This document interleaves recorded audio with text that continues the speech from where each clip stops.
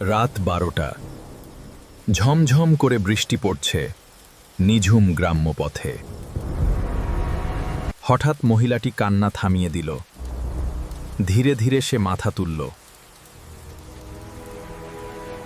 আরনব তার ছাতাটা শক্ত করে ধরে দ্রুত পায়ে হাঁটছে। চারপাশ ঘুটঘুটে অন্ধকার। কেন যে আজ অত দেরি করলাম? এই জঙ্গল ঘেরা রাস্তাটা এমনিতেই ভালো না।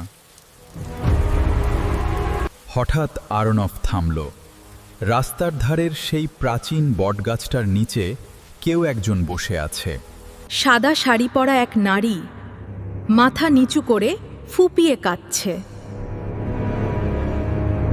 মা, আপনি এই বৃষ্টির মধ্যে এখানে বসে কেন? বাড়িতে কেউ নেই। আপনার কি কোনো বিপদ হয়েছে? মহিলাটি কোনো উত্তর দিল না। কান্নার শব্দটা আরও বাড়তে লাগল।